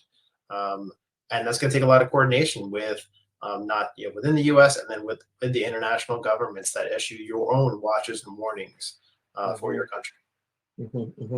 Now let us talk about categorization of storms. Now I do remember Grenada was hit in 2004 it was a Category 4 storm.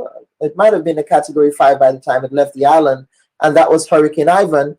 And I just remember the sheer damage that it did. But Category 4 storms still do a lot of damage. Now, some data seems to suggest that we might need to add a new category, a Category 6. Can you talk about that and what that would look like and why there is a need to add that new category?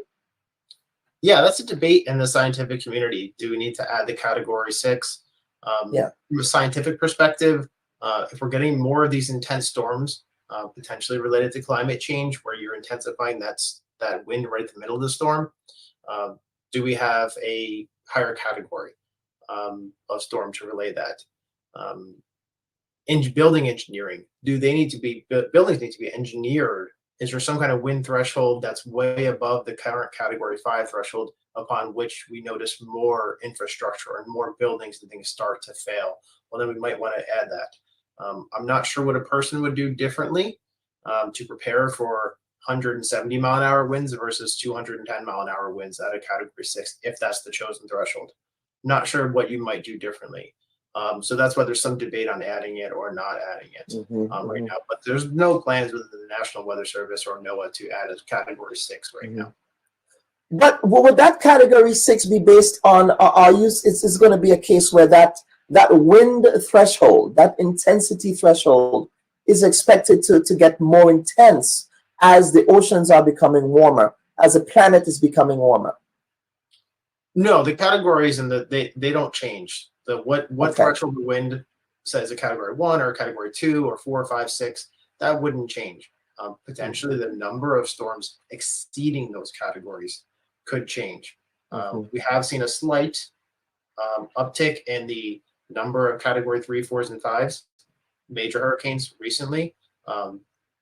Does that stay for the next 20, 30 years? Does that kind of go away when the ocean conditions in the Atlantic maybe go through a cool cycle? And then we don't have that need for that upper limit, right? We're just kind of touching it a lot now because we're in a busy period, right? So we want to make sure that we make those changes very thoughtfully if we do make any of those changes. Yeah. And I'm sure, as I'm not sure if you were a scout, but the old adage goes that you have to be prepared. And I'm sure that is the advice you want to leave with our audience today. I was a scout and we were prepared. But now I hope everyone is prepared. Contact, the Emergency Management Agency for Grenada has great checklists and they're standing ready to prepare. National Hurricane Center will be issuing the watches and warnings. So I just want people to take that time to prepare now where's their family going to be and in the core of hurricane season when a storm might threaten. What are you likely to do? Are you likely to go to a shelter? Are you likely to try and evacuate off the island? Right? Do we need, maybe that is a surge that they need to prepare for. The government may prepare for more people getting off, really truly going a long way away rather than just going to higher ground.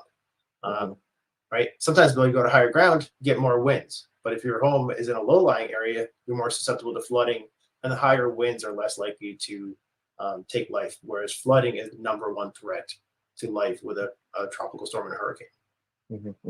Absolutely. Matthew, is there any final words, any final thoughts that you might have, anything that we articulated here that perhaps we missed that you want to add? I'm just thankful that we are talking about hurricane preparedness and getting people prepared for this season, doing everything you can now. Getting last minute rush for supplies makes everyone more nervous. And if you take a little time now, it'll make you a lot more secure in the coming season. Very well. Viewers and listeners, Mr. Matthew Rosenkrantz, he is the lead seasonal hurricane forecaster with the National Oceanic and Atmospheric Administration, NOAA, there in the United States. Of course, this is a time to be prepared. Don't go there. You are a technocrat. I mean, you can speak to whether or not it was appropriate or inappropriate for that to occur. Would you have done that as a permanent secretary? Politicians get the information from wherever source that they can. That's going to be the extent of your answer. Yeah. Don't go there. There's a lot of noise around the data protection bill that, in my respectful view, is not warranted. I was one of those making noise, and it's simply because I was concerned about that specific section 33. Don't go there. Are you going to be offering yourself up as political leader of the party? I see you've called me have much more than diplomatic passports. I don't mind that. Don't go there. What is the relationship like between you and your leader, Dr. Mitchell, your boss, Dr. Mitchell? I'm not sure how to explain how to answer this question at this time. I prefer not to answer. Don't go there. They said that you approached the bank for the loan before the election and that it only materialized after the election. There are also conflicting reports around the quantity of monies that were received. What is the reality here? People try to extort the truth and to make all kinds of things about it. I just keep quiet. So if you notice, I was really and truly quiet about the whole matter. Well, except with not with the New Today newspaper. The New Today newspaper reported on this, so I'm not sure you were quiet on this. Go ahead, Honorable. Go ahead. Well, I'm just trying to answer your question, right? Don't go there. I think we just spoke at length about the regularization framework. So yes, we did. Let us talk, Prime Minister. Let us talk about the workers who are dismissed. The Bub Report. We go there. Hi, everyone. Thanks for checking out the Bub Report's social media pages. If you'd like to get more videos, show highlights, and watch our weekly live show, follow our Facebook, Twitter, and Instagram pages, and also subscribe to our YouTube channel. You can catch repeat episodes on Wednesdays at 4 and 5 p.m. respectively on CRFM Radio and GBN TV in Grenada. We are also viewed on Sundays at 8 p.m. on WPG 10 throughout the Caribbean. Thanks for watching.